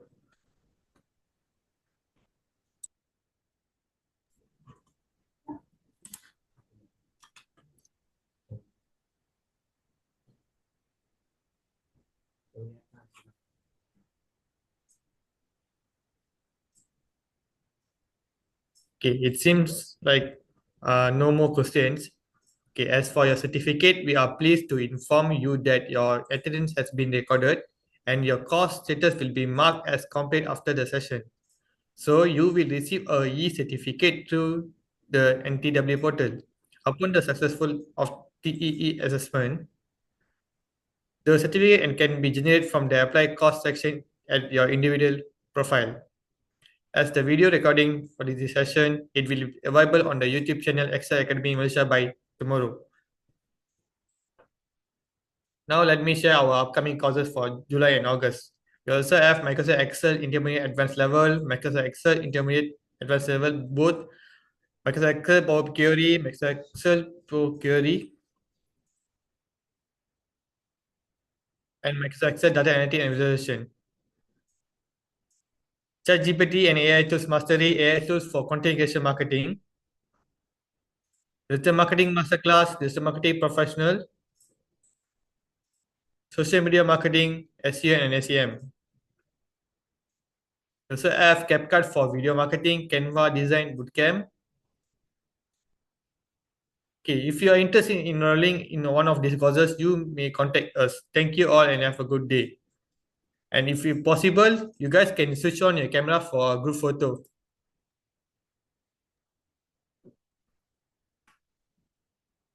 Thank you, everyone. You've been a wonderful participant. A lot of information in the chat as well. Thank you for actively participating. Tengah gambar.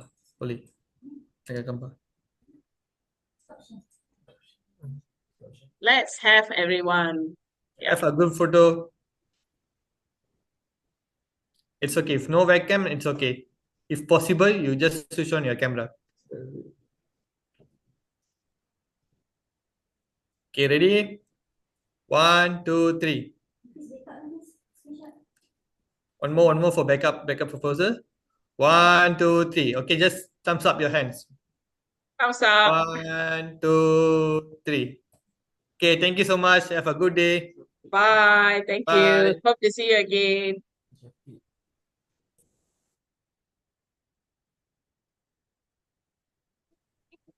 Don't open Bharati, please. அவங்களே அழுதிட்டாங்க. Please, Bharati, please. இந்த class முடிச்சிட்டேன். இல்லைன்னா அழுதிடுவேன். இந்த RBI ல இந்த இதுவோடையா Google meet Google meet அதுவா இல்ல அது இல்லை இன்னும் மூணா அதான் ட்ராப் பண்ணிட்டேன் அவங்க ட்ராப் பண்ணிட்டேன் மல்டி லேர்னிங் இதை கேட்டுட்டு சும்மா ஐடிஐட் பண்ணிட்டு இவங்ககிட்ட நம்ம படிச்சிருக்கோம் கேரளன்ட்டு நீ படிச்சிருக்கீங்க சாரி சி-ஷாரோல எம்ப்ளாய்மெண்ட் ஏதோ சொல்லி கொடுத்தாங்க அதனால அவங்கள லாக் பண்ணாங்க பாஸ் மறுபடியும்